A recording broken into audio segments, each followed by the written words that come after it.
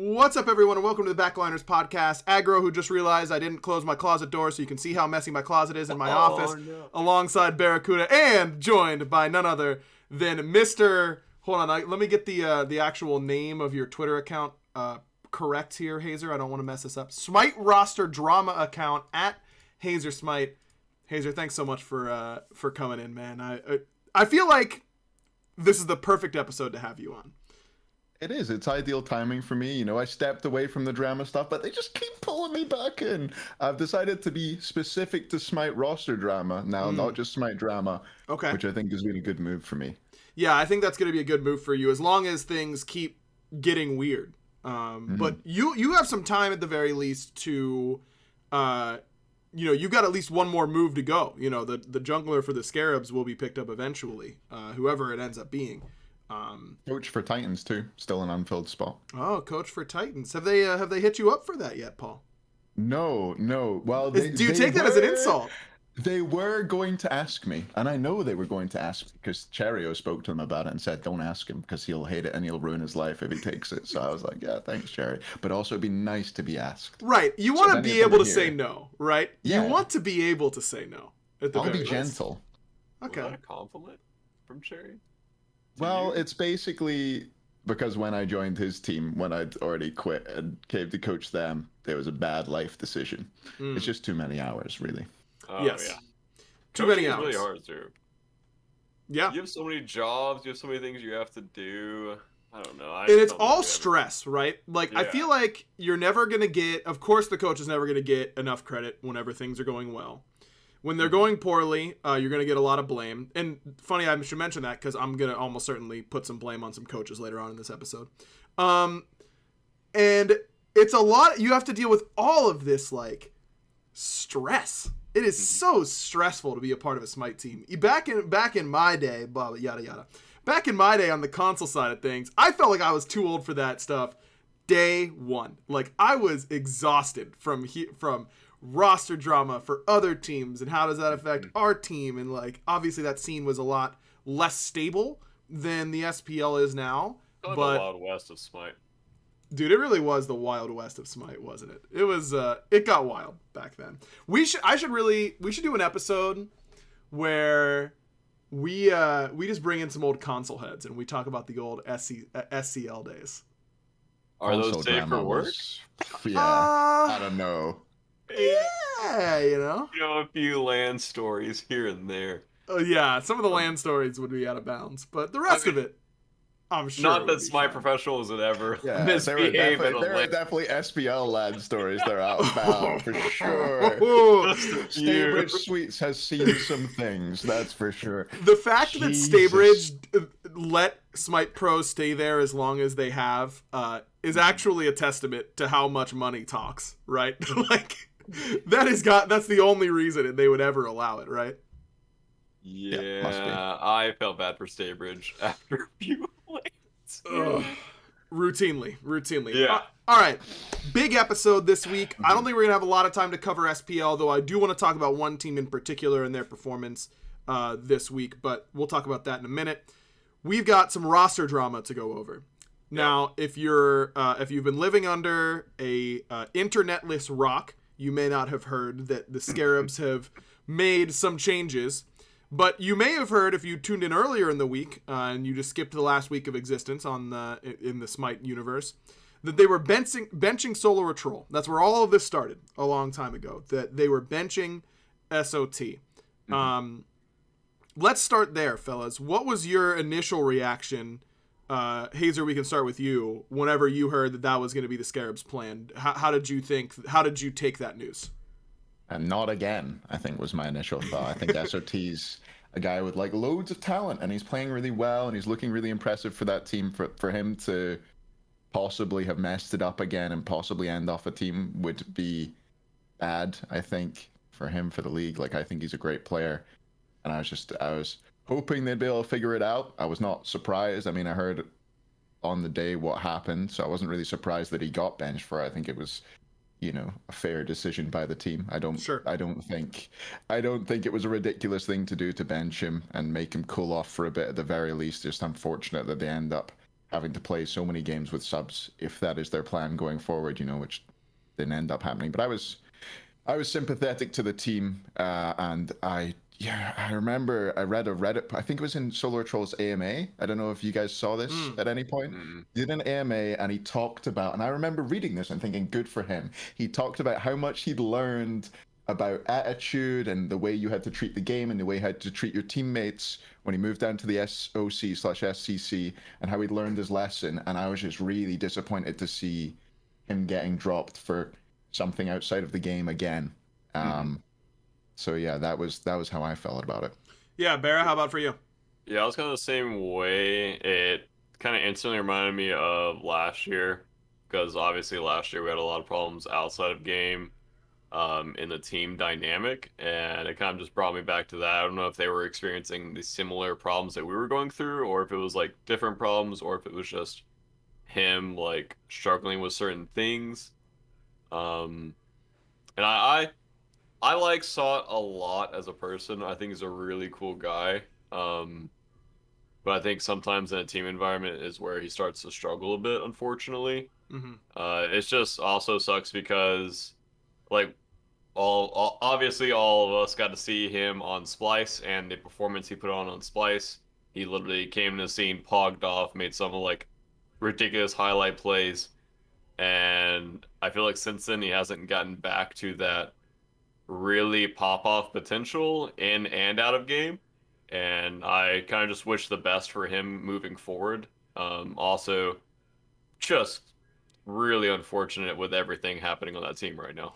Yeah, very unlucky for the Scarabs across the board. I think it makes the most sense, I guess, to stay on the topic of Solar Troll before we move on to the rest of the drama, because he is back on the main roster after everything else that has happened.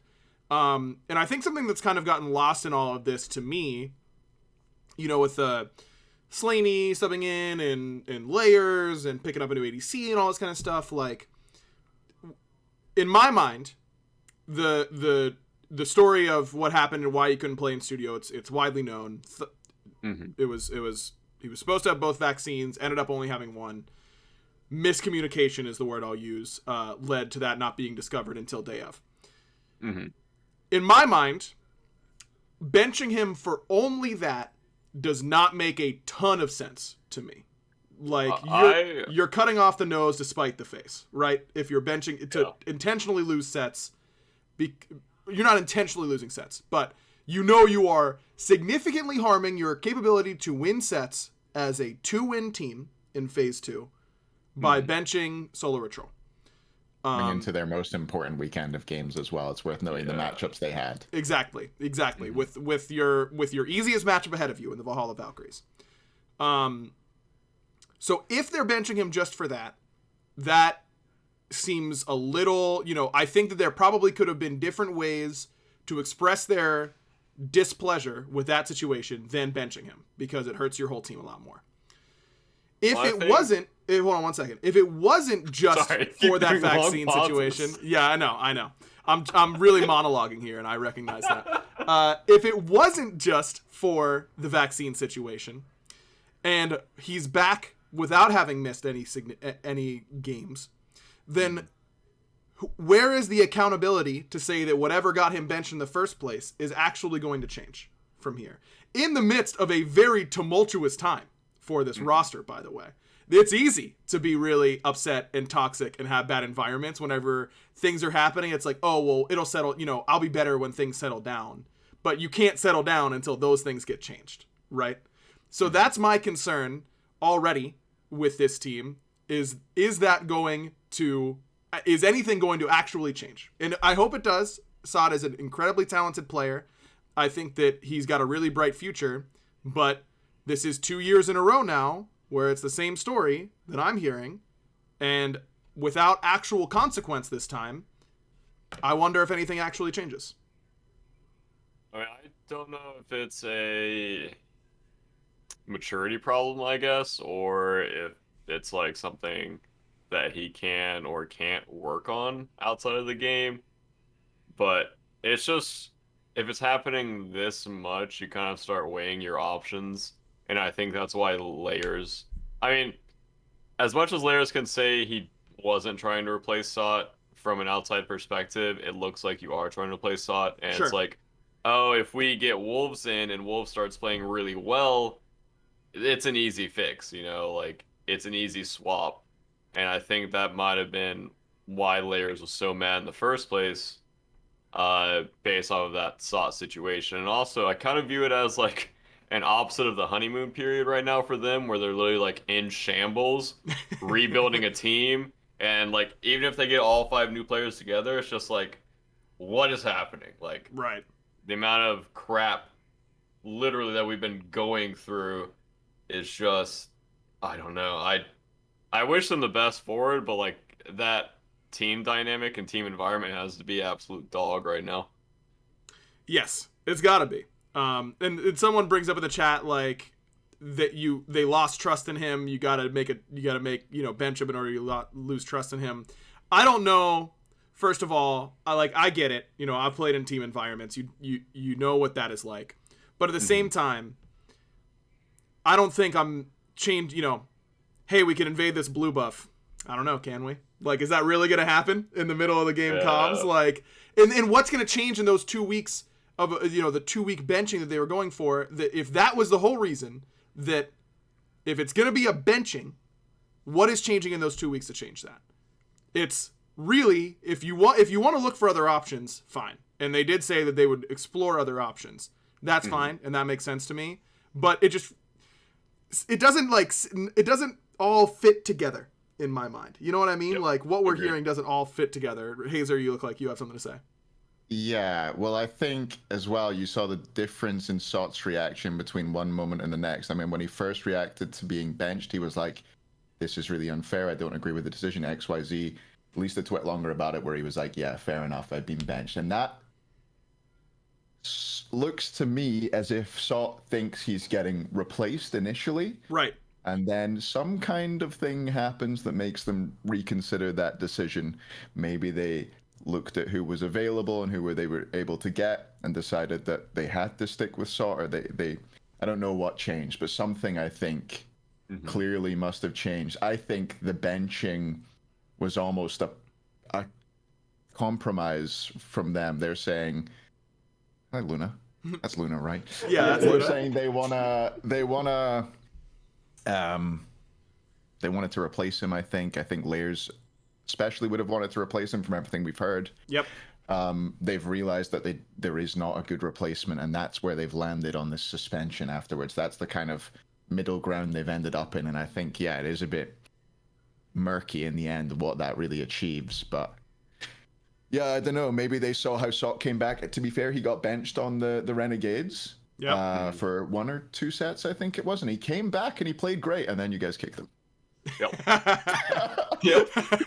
Which was a really funny, you know, from an outside perspective, you see all those things happening, and then I don't exactly remember the layout of the events happening behind the scenes, but I remember like reaching that breaking point of, okay, this is not going to get any better. And yeah, it's I don't know, man. Speaking to something that Hayzer was just talking about, when you're planning to replace a player, when you're thinking about replacing a player, do you explore your pickup options before you drop them, or do you just drop them and figure that's for future BaRRa to worry about? You know what I mean? For me, I reach breaking points with players where we've tried to work on X, Y, and Z, and it's not working, or they're not doing a certain thing that the team wants them to do.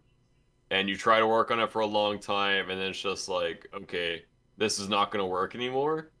I'm more of the kind of person where I would rather kick them and then we think about it later than, because if you try to replace, like, Smite Esports isn't the same as League and other esports where a lot of the coaches in those games have more control.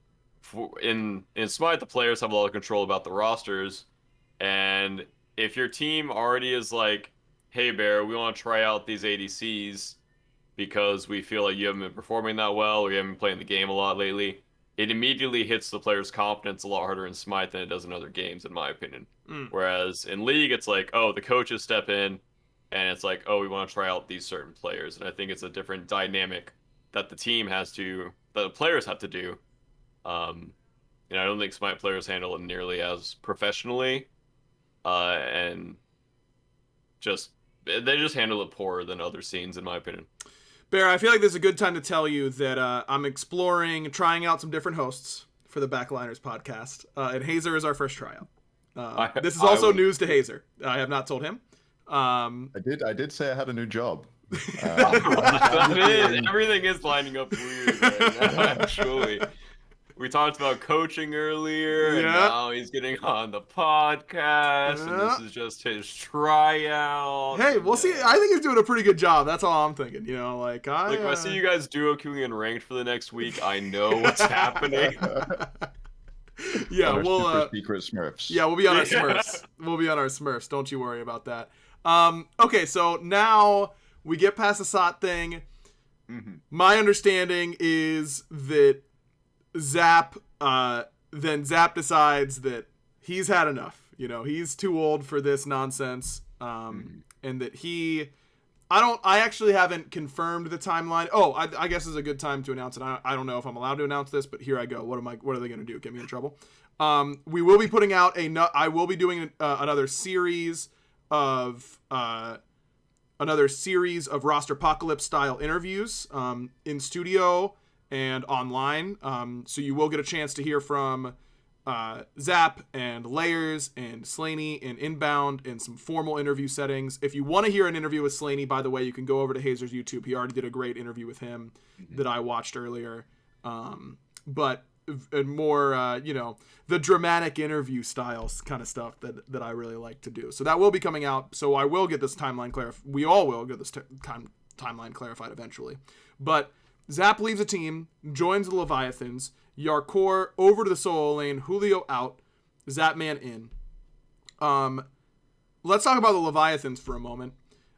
On a scale from 1 to 10, 10 being the best, how much better do you think the Leviathans got with this move? BaRRa, you can go first.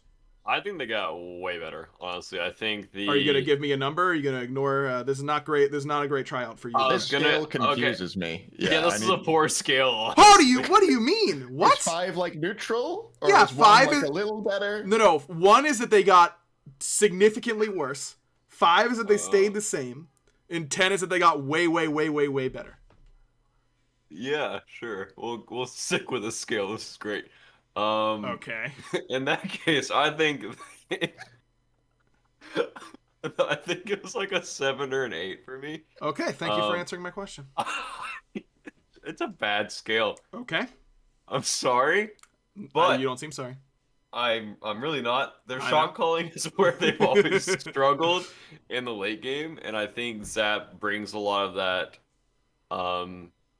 Just kind of control over the team, which is what I think they lacked. I think Yarkor as well, he can pop off an in-your role, so I think you give him like a week or two and he'll be like a top tier solo. I think he's already up there, honestly. And I think Zap and Ronnie have a really good lane dynamic, as well as I think Zap can kind of play the PK style of Hunter that he played before and allow Shinto to pop off. Yep. And as well, I think Phantom fits Zap style. Potentially playing through duo depending on the meta, and yeah.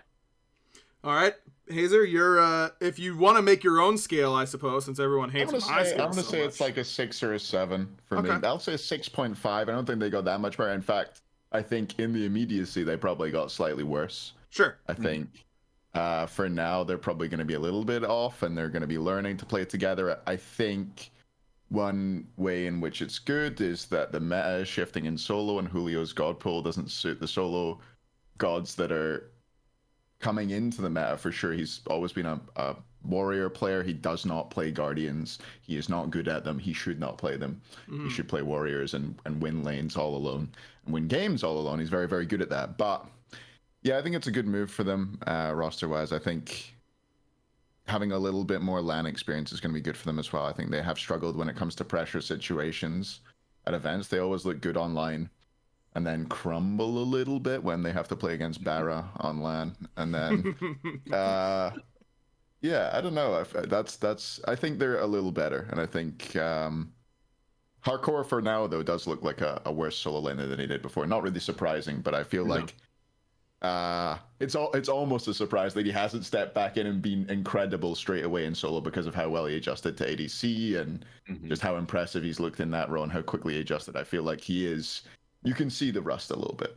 Bit. I agree. His Kakullan looked very good. His Arthur looked very underwhelming, I would say. But Yark, for my money, was one of the best solos last year. Like maybe the best. I thought that he was hard carrying that team routinely. He was obviously great in Hunter. I just was never super high on Julio in general. Like I never felt like he was going to lose the Leviathans games. But I don't think he was never in a position where he was going to take over. I was like, all right, this is Julio's draft, or like this is Julio's team to really destroy this game. Whereas Yarkor, I think, will bring that. You can make the argument that maybe Zap won't bring that type of domination to the ADC role. It's not really what he does these days. But I think you hit the nail on the head for me, BaRRa, and that's that Zap will just play ADC like he played ADC for Paul, and Shinto is going to look really good in the coming years. That is a really good point. That's a really good point. Two most similar mid laners in the league, maybe Shinto and Paul, maybe Big Man in there as well. The farm monsters. They want all the farm. Yeah. And Zap's going to give him the space to play. Zap's going to give him a lot of space. Zap is down to die in order to win the team fight. Bait all the relics, all whatever. I think the Leviathans get pretty significantly better. I think I'd go 8 on my well crafted scale. Real quick, I think this is a really good revitalization for Steve, because I feel like the Scarabs kind of just like losing that much is just a big moral defeater, over and over and over again, and getting on a front line that is as good as Leviathans, he's gonna be playing a completely different Smite game.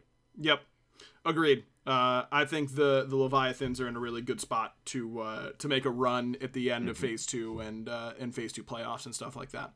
All right, let's go back to the Scarabs then, because now they've moved Sot back into the active roster. They've lost their ADC, and they have the fateful day of scrims, the last day with layers in there. Have you guys ever heard something so crazy as what has transpired with this team? It blew my mind that this is what happened. To fill everyone in, if you haven't heard, the story goes, and this is according to the interview that Slaney gave to Hayzer, again, on Hayzer's YouTube channel. They have some scrims trying out different ADCs. It doesn't go super well. And Layers gets up and starts voicing his frustration in his room to his parents without his mic muted. I will not go over whether or not the mic was supposed to be muted. That does not matter to me. It was apparently... I heard the scrims were good, by the way. I did hear the scrims were actually pretty good. Okay, the scrims went pretty well. All right, fair enough. I don't know what to say about this, to be honest with you. It is... I can't imagine. That must have been truly surreal to hear it. I wish if I had a time machine with not 3 charges, but 5 charges, one of them might be to be in that Discord at that time. What do you have to see? I want to see Vesuvius erupt. I want to see maybe some great sports plays happening. Maybe I go watch a Muhammad Ali fight or something like that. And then I go to watch Layers blow up in his mic in the Discord after the scrim session. Unreal. I just wish I could know, man. I wish I could know exactly what it sounded like. Slaney tried to shadow play it, but he didn't have a game open, so he couldn't. That's what he told me. So unlucky. So unlucky. BaRRa, have you? What's the most embarrassing open mic moment you've had? Number one. I don't think I've ever had a bad open mic moment before. Really? Nothing that would ever compare I'm not saying like, you know, maybe you just say something to Destiny that you wish you would. You're like, oh man, I wish I would have muted my mic. Like that's kind of embarrassing. Oh no. Yeah, I'm really, really good mic muter. Okay. Every time Destiny comes upstairs, I'm slamming the mute button so we can talk. And I honestly don't have any embarrassing mic stories, unfortunately. That you I know wish of. I did. That I know of and that I can remember in my hungover state right now. Yeah, someone's like somewhere. Jeff Hindla is like, I don't know, bro. That one time, like I heard something. I don't know if that's true. Okay, so you have it there. BaRRaCCuDDa, best Artemis Trapper and best mic muter. So he's got those two things going for him. Best Uller 3 as well. Best they call Uller it the 3 combo. Actually, you mute your mic and then you shit talk your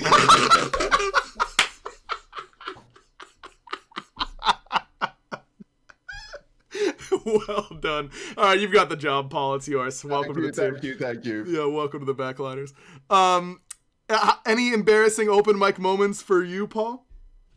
Nah, not really. Nah, I can't think of any. Everything's always been fine on the teams I was on. I was shit talking them anyway. That's kind of the job of the coach. Right. I'm just slamming them after every game. Step it up, Prime, you old man. I can't. Your fingers can't hit the bean ski. Jesus. I feel like I can't remember exactly what it was. It wasn't open mic. I feel like, so this actually relates to what we were talking about earlier. Back in the day, SCL, Wild West in terms of rosters. Like we would play with different players all the time. And I swear, at least once, someone sent a DM to the wrong group about how garbage the ADC we used to play with was, and it was that group, and he was in that group. Oh.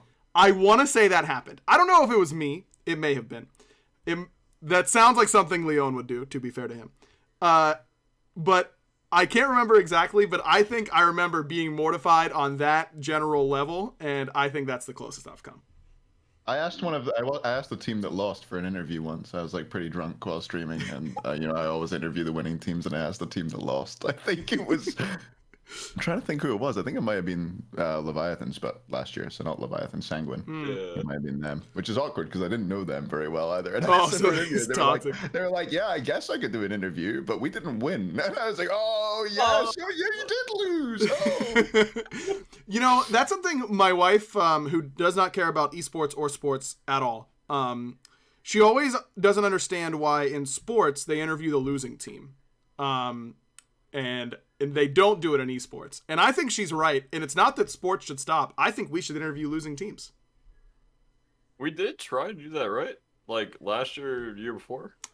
We might Maybe have. season 5. I remember like it being kind of awkward because I lost every set that year. And I think we did do losing interviews. I think you're right. I think that was my fault. I thought that would be good. And they were just like awkward interviews of like, why did that happen? Or like, what will you do moving forward to prevent your next loss? And then you lose the next week. It's like, what will you do to prevent the next? And then you just, keep answering the questions the same way. I think it's really good if it's like a juicy game or like a one-off thing, but I don't think you should interview every losing team. I think you have to interview the right people from a losing game perspective as well. I think a lot of the Smite players are awkward enough when it comes to interviews in the first place. No offense to them. They're just not good. That's not what they're paid to do. They're not paid to sit and talk and answer questions. And I think interviewing certain players after a loss would just be an absolute agreed. Fiesta. I do think, I do wish that it's so emotional, and I know this is probably not going to be a popular opinion, but I come from, I'm like a hybrid of media and player, but more media, I would say. And I always want to do interviews with losing teams at Worlds, because that's when it would be so heartbreaking, but that's what makes it worth it. You know what I mean? Like, I think that seeing, those are the most impactful interviews, is the ones like after, getting knocked out of the playoffs and that kind of stuff. And I think that it connects the fans to their favorite players, that instead of being angry that they lost or choked or that kind of stuff, like you get to share in their sadness with them. You know what I mean? Cherry says no. Yeah, of course Cherry says no. I respect that. I would never force anyone to do it. And I understand why we don't. On the way out the cob anyway. You get it on the way out the cob. The guys, they stop you, they find you, they're like, why did you pick Osiris 3 times and everyone lose every time? Why did you keep picking the tree, man? Yep. You just get it nonstop. Love those questions. They're my favorite. Don't ask those questions, chat. Yeah, if you ever go to Worlds, just be like, oh, I'm so happy to see you. Don't be like a reporter and try to get to the details on every single thing that went wrong in our Smite game. Reporter questions from chat and from fans, I hate them. Yes. Not a fan. No, they're definitely bad. There's a time and a place, and it's when I've shoved a camera and a microphone in your face and you can't get away from me. That is the time and the place. That's what I will say. Choice for the interviews, unless I'm shoving a microphone in your face. That's right. Absolutely. Where were we before? Oh yeah, open mic. Oh my god, I can't believe we got off topic on such a juicy subject. So Layers had some choice words, instantly kicked from the team upon returning. That must have been an awkward moment for all involved. But can you BaRRa, can you imagine if that happened to your team? Do you think that if you thought everything was going well, obviously things were not all going well for the Scarabs. This is a hypothetical situation. Let's say things are all going well. You are the only one left in the Discord call. Everyone leaves but you and like Jake. And then you just hear Jake like talking to someone else and being like, God, dude, my team is horrible. Like, they are just, and he's just cursing all of you out. Would you just be like, I guess we have to drop him? I don't. It depends on if we were doing really badly and we were already in like a bad mental state. I would, but if we were doing good, I would talk to Jake or like whoever it was in a one-on-one and be like, why do you think that way? like what is possessing you? Like, you have to really reach like a mental point to just start thrashing at your team like that. Yep. And I think, I mean, for me, it comes back to Zap. Like, in my opinion, just get off the burning ship. And like, if the team dynamic is already that bad, then he 100% did the right thing. And I heard the Zap also like asked the people on the team whether he should leave or not, which is also a good man move by Steve. Yep. A lot of respect to him for that. And yeah, I don't know what I would do in that. If we were doing poorly, I would literally just lose my mind. I'm like, why? Yeah, maybe I guess the better question would have been like Season 5 SSG. You hear like Aqua going off on you guys, and you're like, what is going on here, dude? Honestly, I would be like, yeah, he's right. Yeah, we are really bad. We are all playing bad. We have all made game-losing mistakes that year. And yeah, that year, with those people, honestly, I wouldn't even be upset about it. Just be like, yeah, right. They're right. That's just, it is what it is, man. I can only imagine. Andenster is just like my favorite master of the English language. Like, the way Andenster talks just makes me smile on a regular basis. And hearing him like be mad about that would be funny in my mind, wouldn't he? I don't even know if I'd be mad. Hayzer, I feel like what is your perspective from a coach's perspective? You have to get rid of him after that, right? Like your hands are kind of tied. Yeah, I think so. I think it very much depends on what the context of the words that you hear, which we can't go into too much here, but like I think when it comes down to personal insults and things like that, it's probably too far gone for the relationship to ever be salvaged. And at that point, you can't the team cannot continue as it is. Yeah. I think the guy has to go. Yeah. Gotta get him out of there. And they do. They immediately remove Layers from the team. The surrounding circumstances after the fact, Layers puts out a short tweet like, hey, gotta move forward, whatever. I'm thinking, all right, thumbs up. We're fine with this. This is good. And then comes the twitlonger, which was ill-advised. Is the phrase that I will use. I get it. Layers has always been known as a pretty emotional dude. I think that coming to the realization that of what, of everything that's happened and realizing now that he is off the team and all that kind of stuff, like I think he probably let the emotions get the best of him. He definitely, and I'm sure he's also seen how it works where one side gets to tell their story, the other doesn't, you feel like it's a little unfair. And I'm not criticizing you for that at all, Hayzer, for the record. And again, for the record, Layers will get a chance to tell his story because I'm interviewing him like tomorrow night. So he will get a chance to put it out there publicly, and it will be right alongside the other side. But I understand how Layers came to the conclusion that that was the right move for him. I wish someone in his corner would have been able to read it beforehand or something like that. You know, like give a little advice. You know. Okay, so I don't know that much about Layers, but just reading that twitlonger, I was so confused. It just seems kind of crazy to tweet that kind of stuff, in my opinion, and to shine a light on a lot of those aspects. And I feel like he did it in a very unprofessional way. Yep. And I think also by doing that, complete honest opinion here, I don't know if he's going to get on a team again with that kind of personality. I don't know of anyone that would want to team with someone that would do that to them down the road.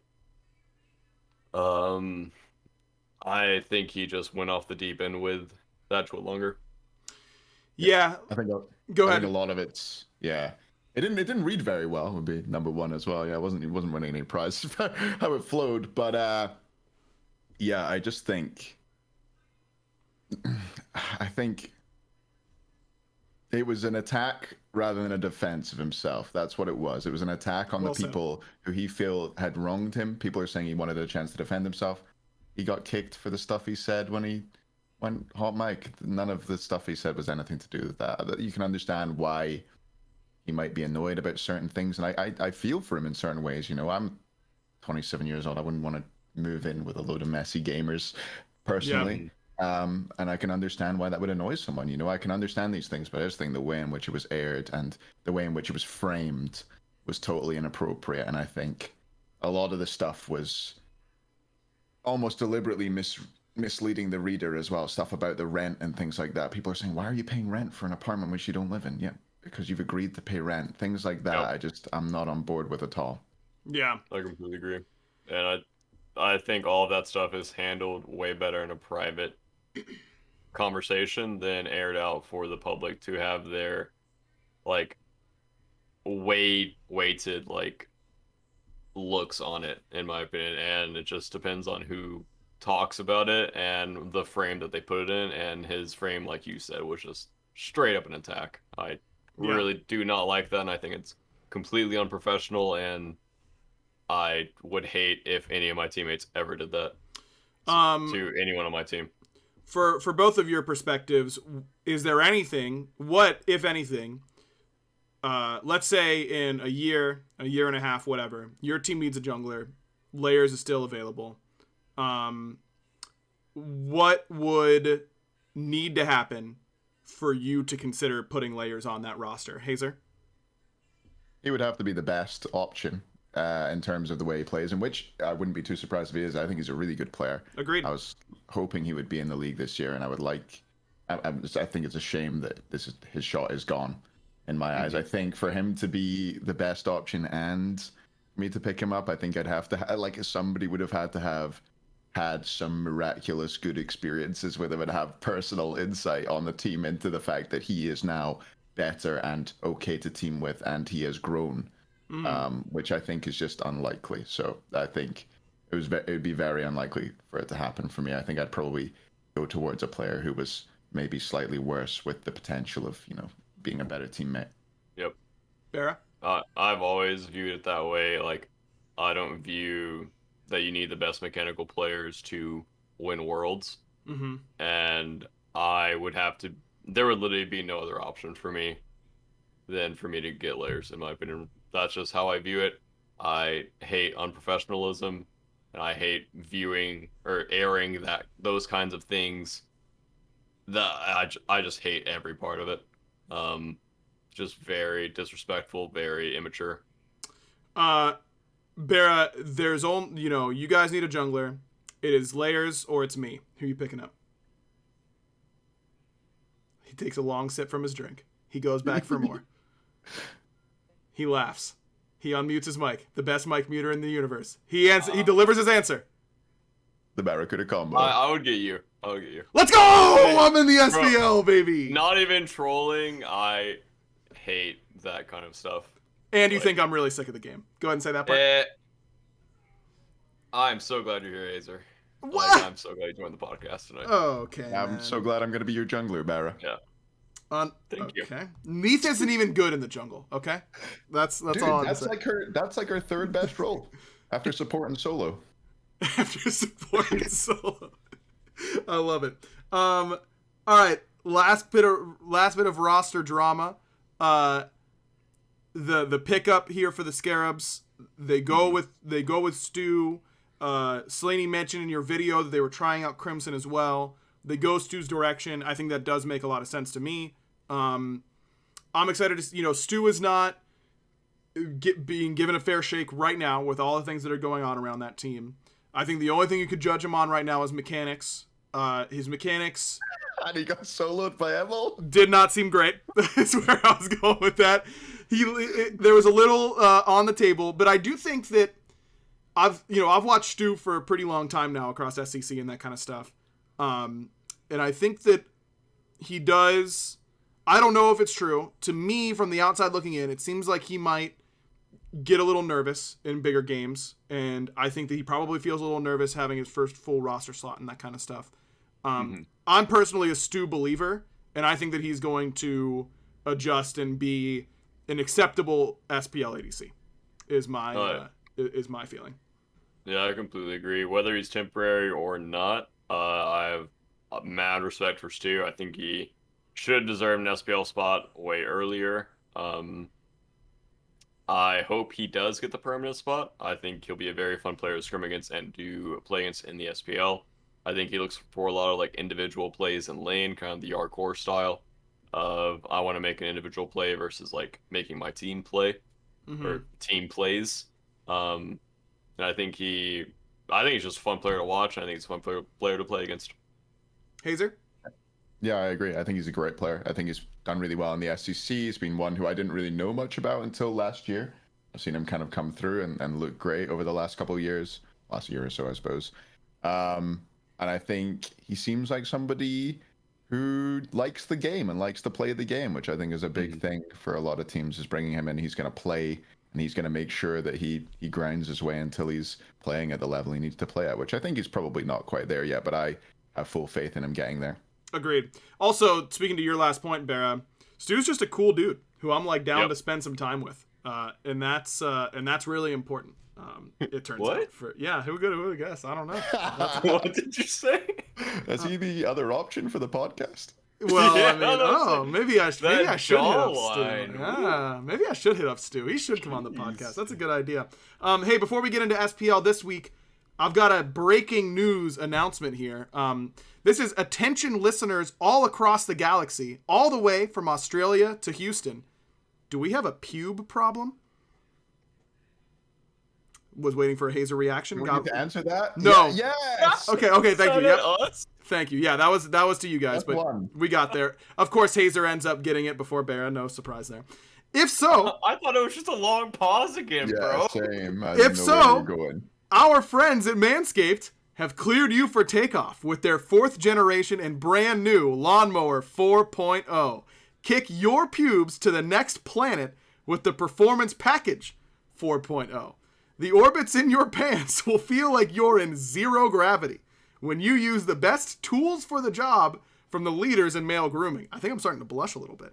Join the 2 million men worldwide who trust Manscaped and get your rocket ready for takeoff by going to manscaped.com/back for 20% off and free shipping. Hayzer, I haven't been able to give you the quick breakdown quite yet, but But you want me to run with this? I can do this. Yeah, go for it. By all means. Listen, fellas, it's been a long lockdown. Things are starting to open up. It's time for you to open up your pants. But you know what you need to do before that? What do you need to hit Manscaped. Use code Manscaped.com/back. Manscaped.com/back. Manscaped.com/back. Yep. Not for your back. Nope. For Well, you somewhere could. else, get it done, get yourself sorted, get yourself out there, only if you're double jabbed, and share some saliva with somebody else and have a great time.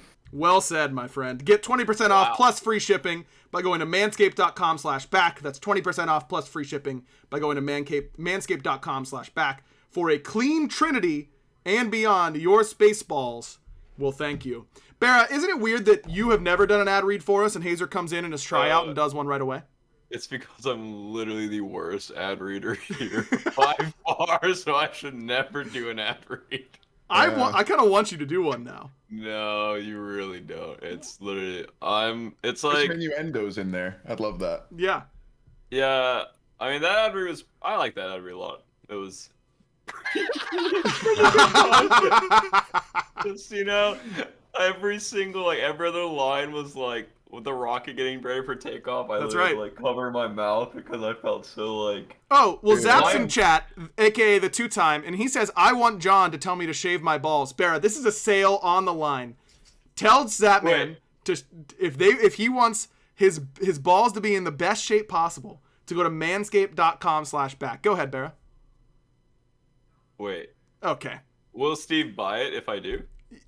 Maybe Steve will. Maybe other people will. Maybe Hayzer will. I will. If he does, I will. Maybe Hayzer will. Assume that they all will, BaRRa. We've got listeners all across the world. I want you to shave your balls, Steve. Okay. And I bet they're very attractive, and they'll look even better if they're shaven. Uh-huh. And what should he? And okay, but BaRRa, you're missing the point. You're missing the point. Okay, you got to give him the point? You got to give him the link. No, BaRRa, that's the point of the ad is to give him the link. You heard the link, bro. You're doing the ad read, BaRRa. You have to say the link. Say the link. Say the link. Say the link. Say the link.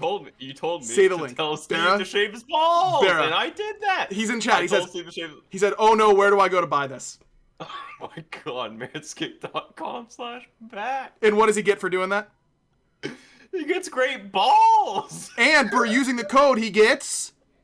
free shipping and 20% off! There it is! Now we got it. Now we can move on with the show. Goodness. God, my whole body is so flustered right now. I'm sorry you had to see that. I'm sweating between my fingers. That's all right.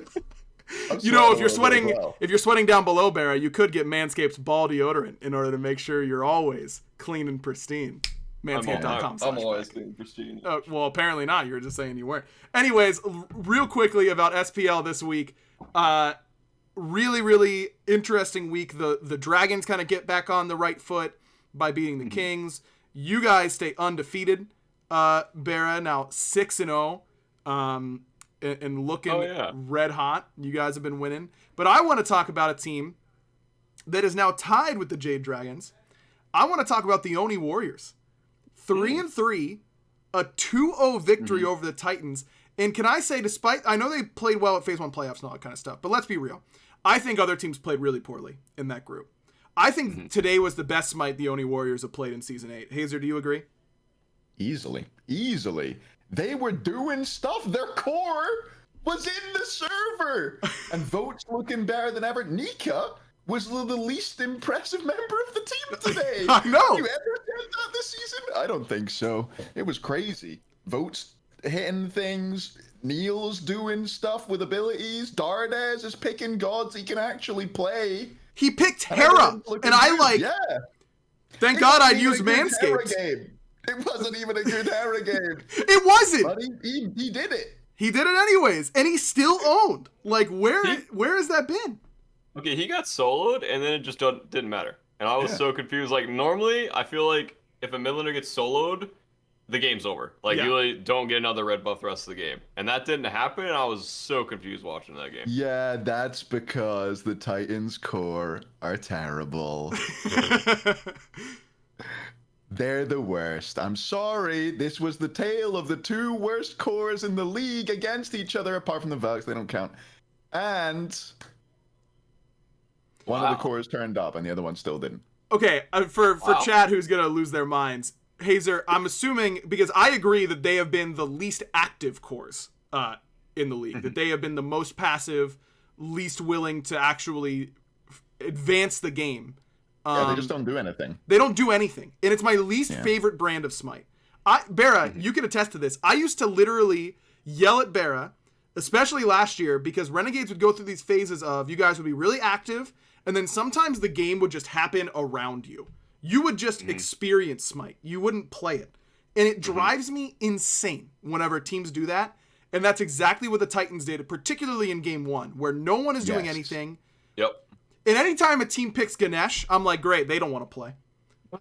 Like they because you can't be active with Ganesh. You just can't. I think Ganesh is actually a really good god, but it's only in really like certain scenarios when they're going to be doing a lot of stuff to you.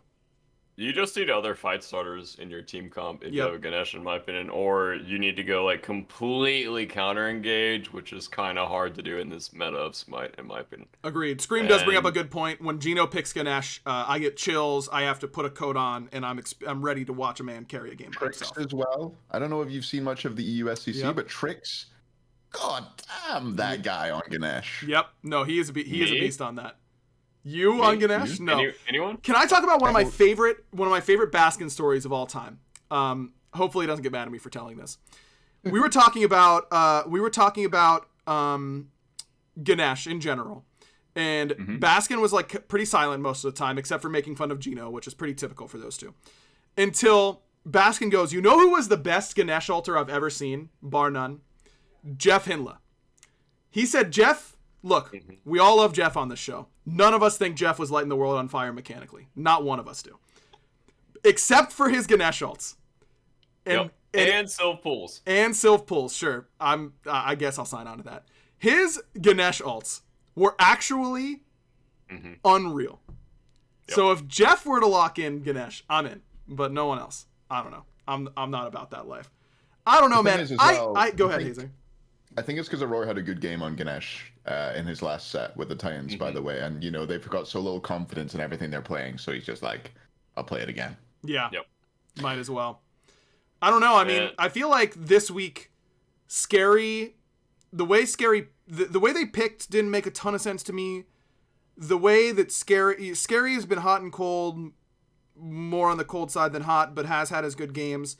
It concerns me that his two picks this week were Rav and Fenrir, the two gods that he's had the most good performances on, and he still wasn't aggressive. Not even didn't like play well, but was not an initiator, was not playing aggressively.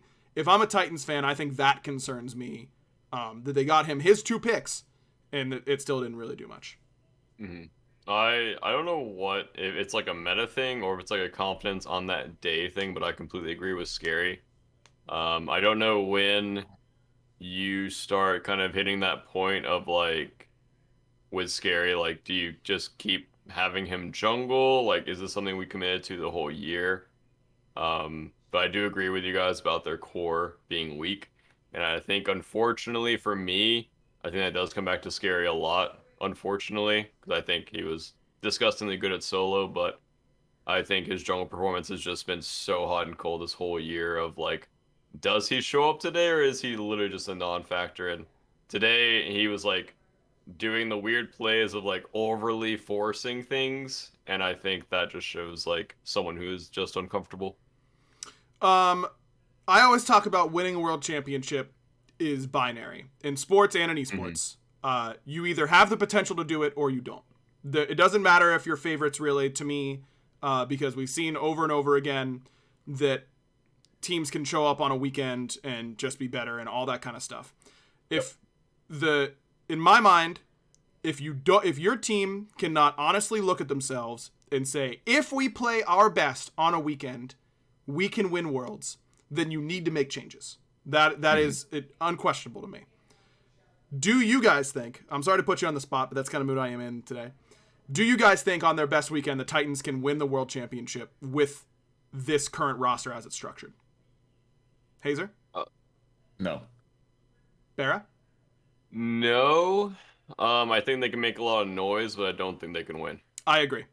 So and by that logic, something should change.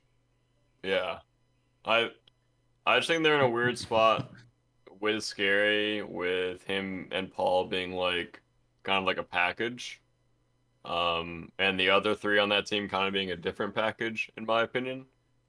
And... Speaking of packages, manscaped.com/back. right back in there, baby. 20% off and free shipping. Barry, you were saying? Talking about packages. I think we've also seen a different Benji and Aurora this year than we're used to seeing. Mm-hmm. And like, in my opinion, I look at like Aurora in like the season 3 of just being literally the most annoying support to play against. Yep. And then today he plays Ganesh. And I think he's very, very, very good on that annoying style. And when he plays the more defensive styles, I just don't think he does nearly as much. And I think a lot of that puts the weight on Scary then to kind of make up for that aggressiveness in teamfights and on the map. And I just think he's too hot or cold for it, unfortunately. Yep. I don't know.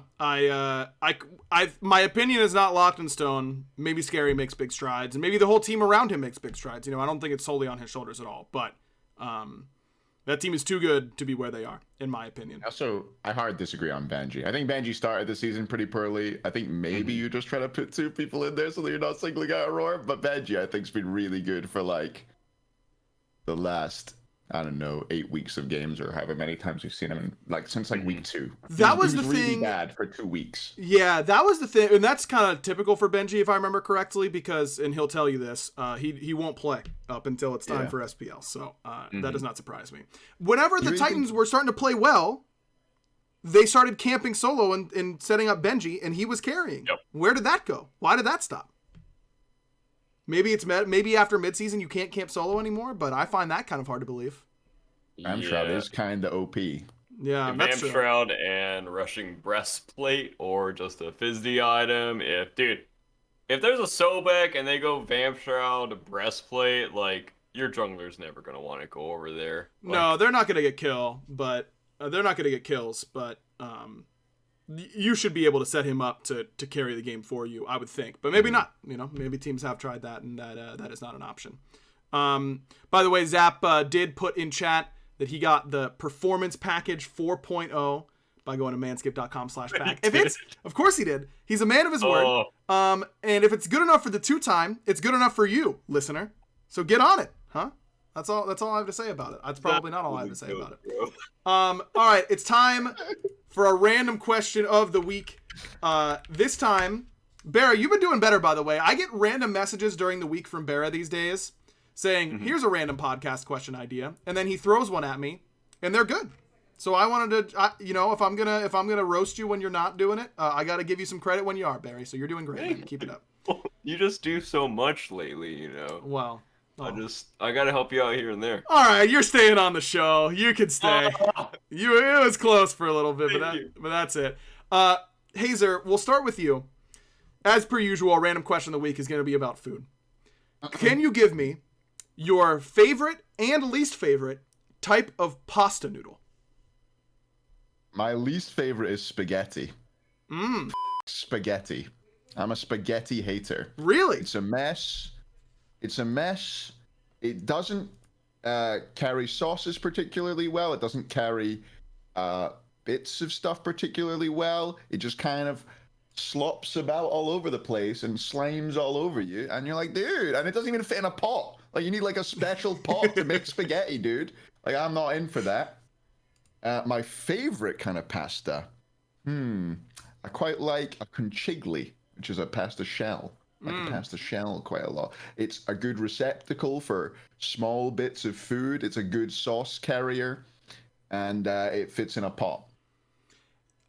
You were so prepared for this. That was really. We did not tell him this beforehand. That was impressive. I think about food a lot. You would fit in well on this podcast, Hayzer. Maybe in the time between you and your new job starting, maybe we can make this a little 3-man action. BaRRa, your turn. Go for your favorite. It's not going to be nearly as great as Hayzer's take. Well, we knew that. You always have horrible. You never think about anything when it comes to food. That's fair. Penne is my favorite, I would say. Okay, I guess penne is good. Backwards of Hayzer. Yep. I just feel like you can literally use penne for anything. Yep. And it will always be delicious, and it carries a sauce well. And if I'm going by Hayzer's, critique, it fits in a pot, and it's very lovely. And it does. My least favorite, I think, sorry, Destiny, it's angel hair. Yes. I hate it just doesn't do anything. It doesn't taste like anything. It's No, just it's there. bad. It's like a. It's like, worse spaghetti. It's worse yeah, spaghetti. that's exactly what I was gonna say. It's worse spaghetti. Like at least spaghetti, I have a mouth feel. Angel hair, Yeah. it's like I'm not even eating anything. It's like I'm eating air, and it has the same faults as spaghetti, which Hayzer went through earlier. Literally, like it doesn't fit in your pot. And just slops everywhere when you try to eat it. And I thought you were gonna say it doesn't fit in your pocket, and I was like, Oh, that is a. Have you not seen the thing? Spaghetti in my pocket, spaghetti everywhere. Oh, I guess angel hair is slightly different, but yeah. It's just thinner spaghetti, and it is in every way worse. And I'm with you, BaRRa. You and I may be agreeing for the first time on a food opinion. Wow. Angel hair is the worst pasta, by far. It is worthless. Except for maybe, as J-Mac, I asked this question in the green room, J-Mac really contributing in his debut few weeks here in the SPL casting room. He brought up the little wheels, rotelle. Who wants those? Children, I think. That's what they're for, right? Right. They've got to be. But, like, shells are more fun. You know what I mean? Like, I think shells are more fun than those. The wheels, garbage. I didn't know that was a pasta shape. Get them out of here. I hate them. For my favorite... Oh, yeah. No, go ahead, Hayzer. Sorry. No. Give us your favorite. Give us your favorite right now. Hayzer's Right now, I really right like linguine. It's thicker pasta. It's like flat. It has very good texture in my mouth. I love Not in your pocket. Not in my pocket. It feels very similar to spaghetti in my pocket, and we don't like that about it. I love carbonara, and a lot of times that's made with linguine. I'm a linguine fan. It is a little bit annoying to eat, but I think that the texture makes up for it. But all like rigatoni, penne, ziti, all of those are good. You're never going to hear me complaining about those types of pastas either. What were you going to say, Hayzer? Linguine is like redeemable spaghetti. It really is. It's pretty good. Did you? If I encourage you to go and look this up after. But there was a really good story I read this year about a bucatini shortage in the US, which was a really fun read. So I'd recommend going away and reading about that. It's just somebody who noticed they couldn't find this pasta they liked called bucatini, which is like spaghetti with a hole in the middle. And they couldn't find it anywhere. And they went on this whole like investigation, and it's fantastic. I would recommend checking it out. Oh, I can link it. Yeah, go ahead and link it in the chat for those. Yeah. Okay. I'll put it in the chat. This, I think, is the story here. I quickly Googled it there. I remember reading it. Somebody posted it in like our work Slack or something. There you go. It's a great story. Bucatini shortage investigation. I'm probably going to go down that rabbit hole for sure. All right, that'll do it for us on the backliners this week. Hayzer, thanks so much for joining us. Always a pleasure to have you on. You weren't dangerous. What is this bit with you being brand unsafe? I haven't been watching the stream enough to understand it. Well, people just think the things I say and the things I do on my stream make me unsuitable for brands to sponsor me, I think is the thing. But I do actually just turn down sponsorship offers. But not from VPN companies and from Raid Shadow Legends. Yes. You know. As is customary, I suppose. But theoretically, if Manscaped were to come knocking, I mean, it sounds like I don't know if I could say no. Yeah, how could you? With the product as great as the Lawnmower 4.0. Am I right, BaRRa? You're so right, dude. Thank you. You're so right. Very nicely done. Thanks, everyone, for listening, as always, or watching. You can check us out on Spotify, Apple Podcasts, all that kind of stuff. You can also check out the whole Prediction Network. They've got a bunch of different shows covering a bunch of different esports, so you'll definitely be able to find something that you're interested in, so check all those out. And go check out Hayzer, twitch.tv/Hayzer. No underscores or anything, right? Yep. Nice and clean. Twitch.tv/Hayzer and twitch.tv/2Rs, 2Cs, 2Ds if you want to go watch BaRRaCCuDDa. That does take you there now. It doesn't, but I'm making that up. It will. It will. Yeah, don't worry about it. Thanks, everyone, for watching. We'll catch you next week here on the Backliners. BaRRa, say the thing. Bye. Okay, not your best effort. What? It really wasn't. You made me laugh. How? Bro, you would say the thing.